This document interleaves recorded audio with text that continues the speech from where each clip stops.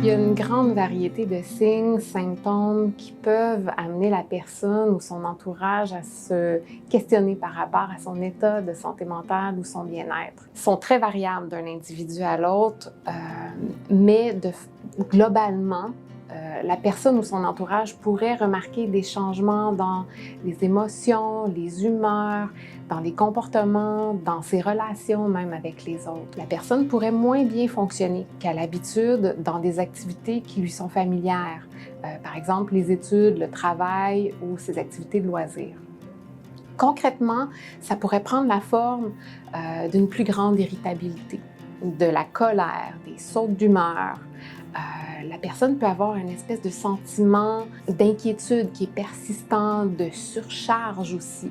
Elle peut tomber en mode de procrastination, rumination, exagérer certaines situations négatives qu'elle peut avoir vécues. Elle peut avoir aussi des troubles au niveau de la concentration, des pertes de mémoire, ce qui n'est pas nécessairement souhaitable quand on est aux études.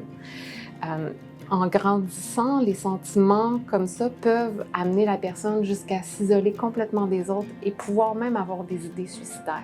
Des symptômes physiques aussi peuvent être ressentis quand ça va un petit peu moins bien au niveau de sa santé mentale. On peut parler des maux de ventre, un sentiment de trouble digestif. On peut avoir des tensions au niveau du cou, des épaules, du dos, une espèce d'oppression thoracique, des points ressentis au thorax. Évidemment, je le répète, c'est pas parce que je vous donne une liste complète que la personne a besoin de toutes avoir ces symptômes-là pour se dire que ça va moins bien. Quelques-uns sont suffisants pour pister la personne. C'est très variable d'un individu à l'autre.